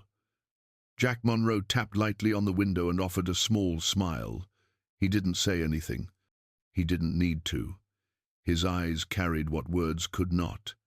A deep respect, not for a client, but for a woman he had seen rise from the wreckage of betrayal with a clarity and strength most would not survive. Brian Walters was downstairs speaking to the press, but before leaving, he had sent Linda a simple message. Just 2 words. "You're free." And in that moment, Linda leaned her head back against the wall and closed her eyes, not to forget, but to remember. To hold tight the knowledge that sometimes justice doesn't come with the final strike of a gavel. Sometimes it comes with the quiet click of a handcuff in a crowd that suddenly falls still. And that sound is clearest not in the noise, but in the heart of the one who had nearly been silenced forever. The hospital room on the 5th floor of Northside Medical Center was bathed in soft, golden light, wrapped in a hush so still it seemed untouched by the world below. Outside the window, autumn trees were turning gold, their leaves fluttering gently in the cool breeze. On the bed, Linda Whitmore lay quiet, her eyes fixed on the sky beyond the glass, but her thoughts drifting far behind her, retracing the path through the months she had just endured. Her face was thinner now, the lines of exhaustion still lingering, and the insides of her arms bore the fading marks of IV needles. But the tiredness that once lived in her eyes was gone. In its place was a different light, dim but steady, like a flame that had been buried too long and had finally begun to burn again. Dr. Rayner Caldwell entered the room, holding a folder and wearing a warm, gentle smile. She shared the news that Linda's blood levels had returned to normal, the toxins had cleared from her system, and her neurological responses were recovering faster than expected. She sat beside the bed and looked at Linda for a long moment before speaking in a low, measured voice. "You've come through a battle many people never survive, not just with your body, but with your mind." Linda gave a small nod. She said nothing. There was nothing left to explain. Her story had already been told in the voice of the man who betrayed her, and sometimes silence is the loudest victory of all. She turned to glance at the photo resting on the nightstand. A worn picture of her and her mother from long ago, taken in front of the small wooden house where they once lived in northern Georgia. For years, Linda had believed she needed to be strong to protect her family, to uphold the image of a perfect wife. But now, with all the armor stripped away, she understood something far deeper. True strength was never about enduring in silence. It was about speaking, about rising, about walking forward even when your feet were still bleeding.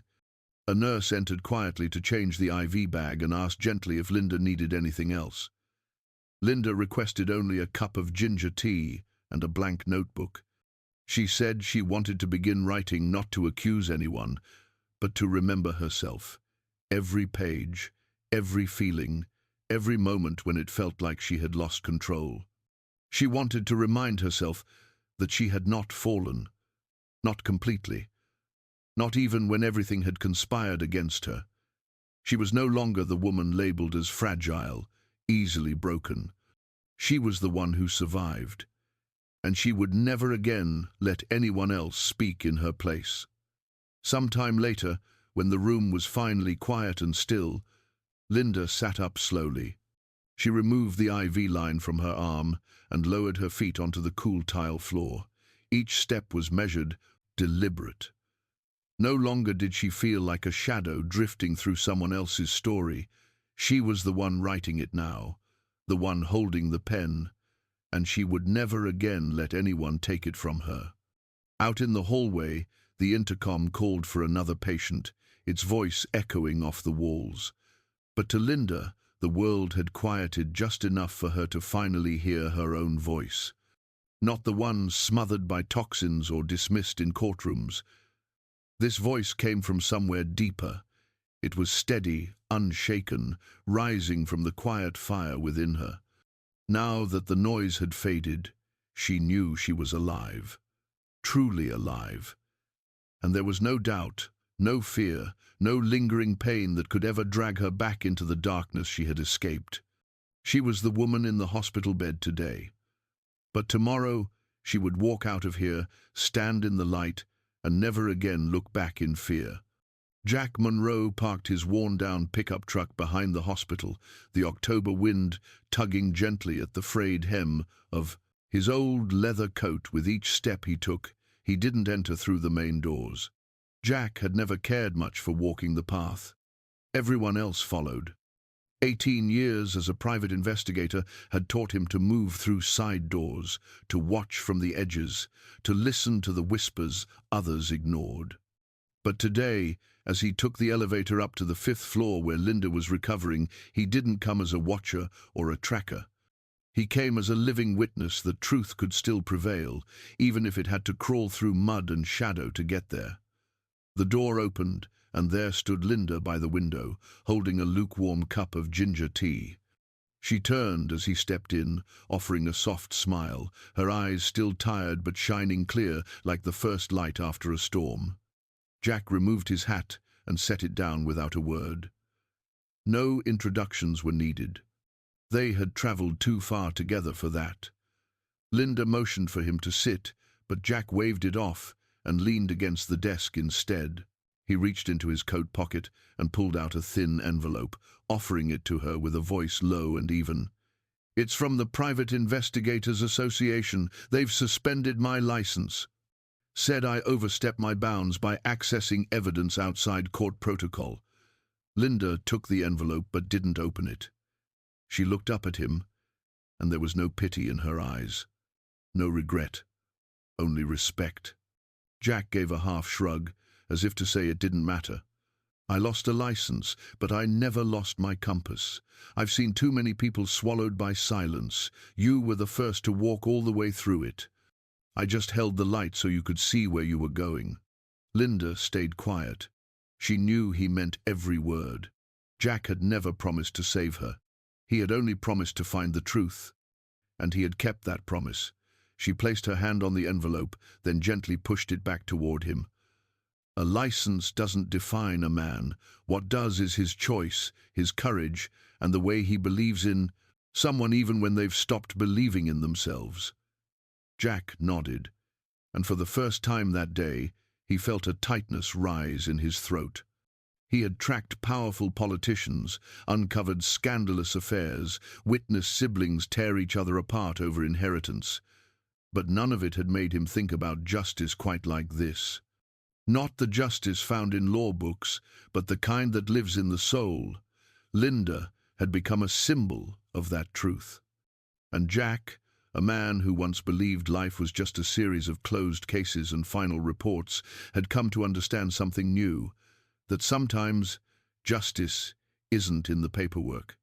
It's in the change a person leaves behind after they've found their way back from the edge. Before he left, Jack turned back and spoke a single sentence. It sounded like a farewell, but it felt more like a vow. "If you ever need me, license or not, I'll come. You're not alone anymore." Linda watched him disappear through the door, her heart lighter than it had felt through any therapy session she'd ever endured.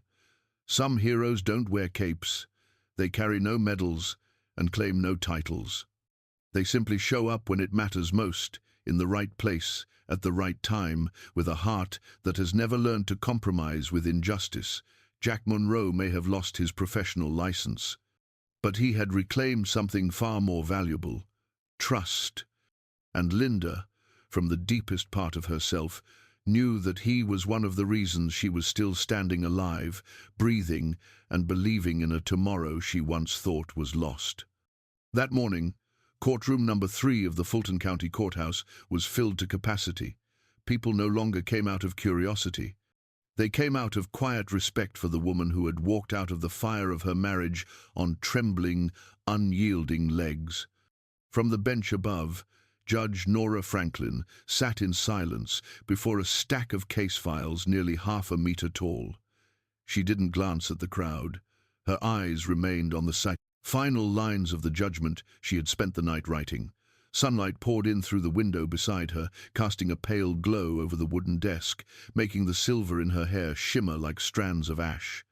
She had seen hundreds of divorces, thousands of disputes over property. But this was more than a failed marriage. This was a reckoning, a warning, a testament that darkness could wear a gentleman's smile, and that justice sometimes required more than statutes and procedure. Linda sat in the front row, wearing no heavy makeup, no jewelry save for a thin silver bracelet left to her by her mother. She had nothing to prove. Her presence alone said everything. Richard Whitmore, dressed now in a grey prison uniform, was escorted in and seated several rows away. His composure was gone. His face was gaunt, his eyes shadowed and sunken, and his hands twisted nervously in his lap. Emma Carlisle was absent, held in a different state on charges of unlawfully distributing toxic supplements. Yet her name still echoed through the hearing like a stain that could not be scrubbed clean. When Judge Franklin finally looked up, the room seemed to hold its breath. She began by thanking all parties for their cooperation during the investigation. Then she fixed her gaze on Richard. Her voice was neither raised nor sharp, but every word rang out like a bell in the dead of winter. "Mr. Richard Whitmore, this court has heard sufficient evidence, including authenticated audio recordings, medical test results, sworn witness statements, and a detailed record of your behavior. Your actions constitute not only a moral failure as a husband, but a pattern of fraud, poisoning, and psychological manipulation targeted at your wife, Mrs. Linda Whitmore." She paused, her eyes flickering briefly to the plaintiff's table. Linda did not blink. To many, this was merely the sentencing. But to her, it was the final note of a long, silent song that had played in her soul for far too long. Judge Franklin continued, "The court hereby grants the plaintiff's request for an unconditional divorce. All shared marital assets shall be transferred to Mrs. Linda Whitmore. All accounts and holdings under the name of Mr. Richard Whitmore are to be frozen and subject to extended investigation under financial law. Furthermore, all criminal charges will be referred to the district attorney's office for separate prosecution. But beyond the civil judgment, I wish to say this not as a judge, but as a woman who has placed her trust in justice." She turned again to Linda. "Mrs. Linda Whitmore, you have survived not just a toxic marriage, but a system that nearly dismissed your voice. You did not give up. And because of that, justice today is more than a verdict.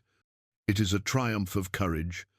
I cannot erase the days you were harmed, but I can ensure that your voice has now been heard and honored." The courtroom remained silent. No applause. None was needed.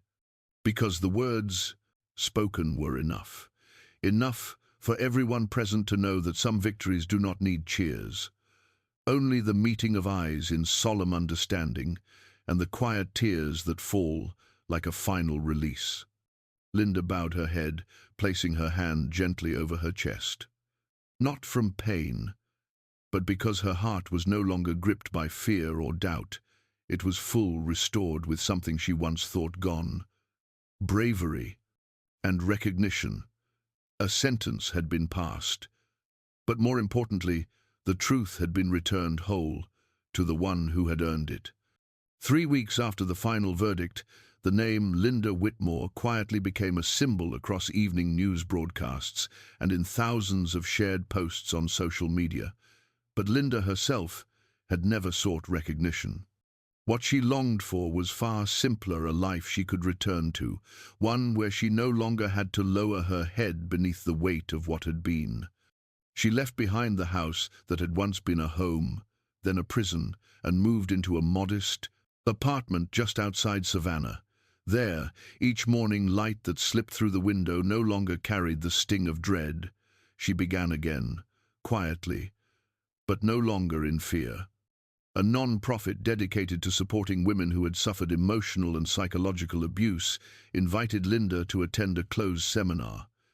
They did not ask her to recount the details of her story. They simply asked her to be there, as a presence, a living testament for those still wandering in the dark. Linda accepted not for fame or a shallow sense of charity, but because she understood the silence that once killed her from within. During the conversation, when a soft-spoken, middle-aged woman asked how she knew she wasn't crazy, like everyone once said, Linda smiled gently.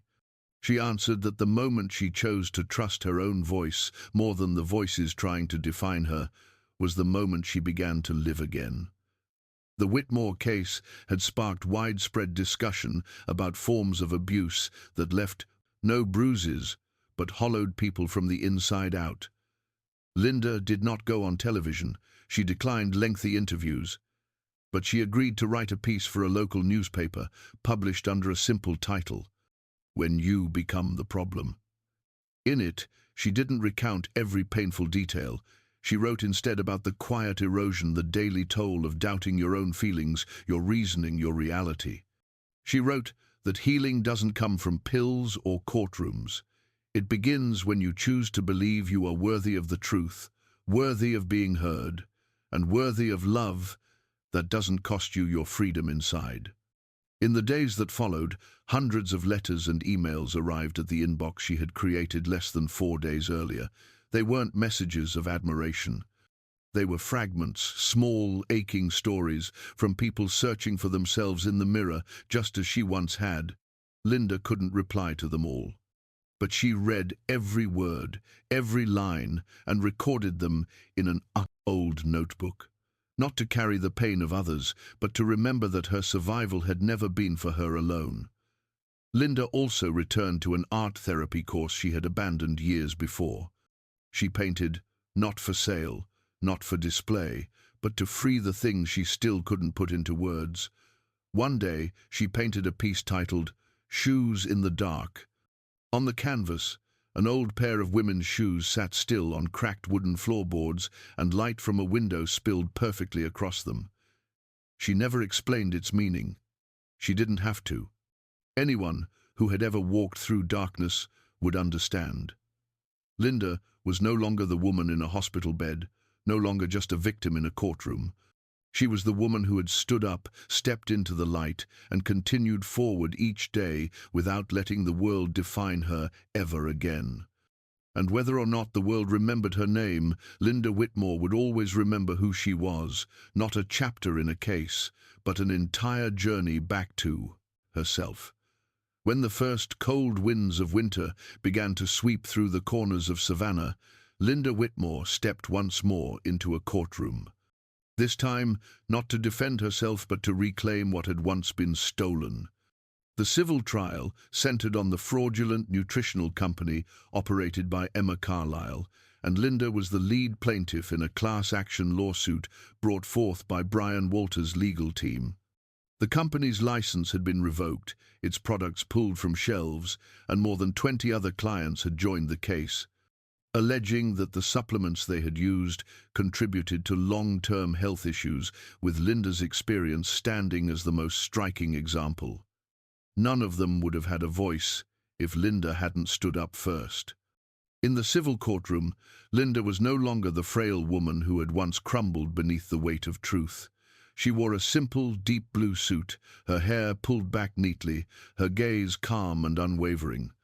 Beside her stood Brian Walters, ever composed, sharp in every word he delivered.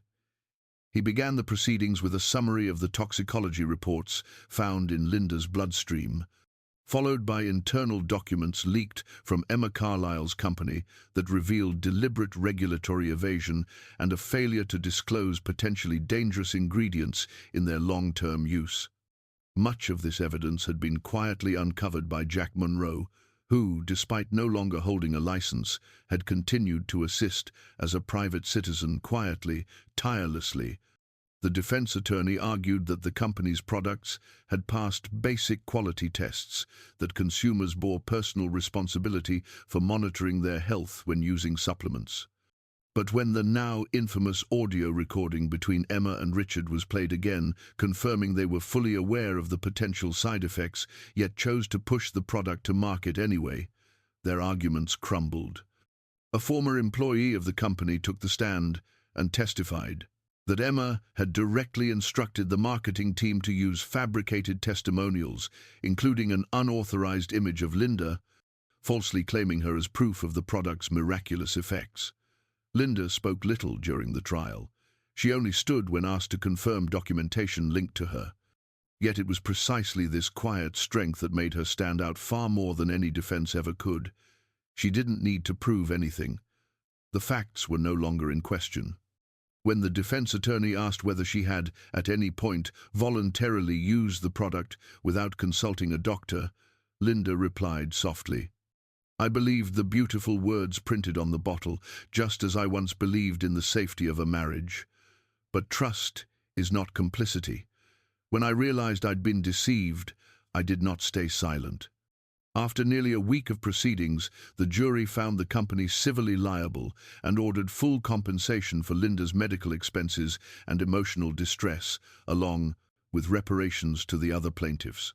An expanded criminal investigation into Emma Carlisle was formally approved. Linda didn't cry. She simply nodded, gently, like closing yet another door in a long, painful hallway. But this time, she did not walk out of the courthouse alone. The women who once stood behind her now walked beside her, their eyes brighter, their steps lighter, carrying the quiet weight of newfound hope. Outside, as she moved through the crowd, a young reporter pushed through, microphone in hand. "Mrs. Whitmore, do you think of yourself as a hero?" Linda paused, looked at him for a long moment, then smiled. "No, I'm just someone who stayed silent for too long, and today I've said enough." The words never made it to full broadcast. But those who heard them understood. This was not an ending. It was the beginning of a new chapter. A chapter in which Linda was no longer the victim, but the pathfinder, making space for other truths to find their voice. The final verdict in the criminal trial of Richard Whitmore and Emma Carlisle was delivered on a cold, damp Friday at the federal courthouse. Grey clouds hovered low in the sky, mirroring the heavy silence that hung inside courtroom 1. Linda Whitmore sat in the front row, surrounded by the same women who had stood beside her during the civil case. Each wore the quiet dignity of those who had endured, their presence a quiet statement of solidarity. Jack Monroe sat beside Linda, his posture firm, his gaze locked on the bench, unflinching. Across the room, Richard sat hunched forward, head bowed, shoulders sunken. Emma sat beside him, lips pressed so tightly they'd lost all color. The calculated chill in her expression was gone, replaced now by the pale stillness of collapse. The federal judge read the sentencing in a steady, emotionless voice, each word delivered with the weight of a gavel, each sentence like a hammer striking down. Both defendants were found guilty on multiple charges, including conspiracy to defraud, intentional harm through consumer products, falsification of business records, and in Richard's case, criminal solicitation of deliberate poisoning. He was sentenced to 20 years in prison with no parole allowed for the first 12, and all unverified assets were ordered seized. Emma received a 15-year sentence, 7 of which would be served in custody, the remainder under strict probation, with a lifetime ban from participating in any food or medical-related business. There were no cheers, no sighs of relief, only the soft tapping of the court clerk's pen on the final transcript echoed in the stillness. Linda did not look at Richard as the sentence was read. She no longer needed to. The years she had once spent waiting for an apology, for regret, were long behind her. She no longer needed his confession. Justice had spoken in her place. She no longer needed answers. She had the truth. When the officer placed a firm hand on Richard's shoulder and began escorting him from the courtroom, their eyes met for a brief, flickering moment. In his gaze, there was no threat, no control, only something quieter, something close to fear. Linda did not flinch. She simply tilted her head slightly, a final, silent farewell to a man who once entered her life bearing beautiful promises, only to leave behind wounds no one could see. Emma was led out next, silent and expressionless. She passed Linda without a word, her steps slow, her eyes fixed straight ahead, as if there were nothing left to look at. Once the orchestrator of smear campaigns and quiet cruelties, the one who had called Linda weak and in need of correction, she now exited the center stage of her own story in silence and shame. And Linda, the woman long pushed out of the light, remained behind, not with spite, but with clarity, and a name no longer tarnished. As the courtroom emptied, Brian Walters leaned toward Linda and spoke softly. "It's done." She didn't reply. Instead, her eyes drifted to the large window at the far end of the courtroom, where the late afternoon sun had begun to break through, casting quiet rays across the tall panes of glass. The light wasn't harsh, it was gentle, soft enough to reveal the layers of dust on the old wooden tables, like fragments of memory that no longer needed to be hidden. Linda rose and walked toward the exit without once looking back. She didn't move like someone who had just won, but like someone who had finally closed a chapter, ready to write the next pages in her own voice. Justice had been served. Not through revenge, but through truth and the courage to carry it all the way to the end. On a quiet spring morning, Linda Whitmore sat in her old car on the coastal road leading out of Savannah. The breeze drifted in through the window, carrying the salty scent of the sea, and with it, a feeling of freedom she once believed she might never know again. On the passenger seat rested the worn notebook she had filled over the long journey through storm and silence. Letters from strangers, notes from court hearings, reminders that she had once been broken but never defeated. Linda no longer looked behind her. She drove forward now, her hands steady on the wheel, her eyes fixed on what lay ahead. No one else was steering. No one else was deciding for her anymore. She was the one driving, and for someone who had once been stripped of both voice and trust, that was the greatest victory of all. Linda's story was never just a divorce case or a criminal sentence. It was a journey to reclaim authorship over her life. A reminder that true strength doesn't always come from loud declarations, but from the quiet act of rising when the world wants you to disappear. Any of us could be Linda. Or perhaps we've known a Linda in our own lives, a woman or a man who was buried under control, doubt, and isolation. And like her, each of us holds the power to step back into the found light if we are brave enough to believe in the truth, believe in ourselves, and refuse to give up hope. So, how did this story resonate with you? Was there a moment that stirred something old and unspoken? Or someone in your life who you now wish could hear this story and draw strength from it? We invite you to share your thoughts with us, not just with your ears, but with your heart.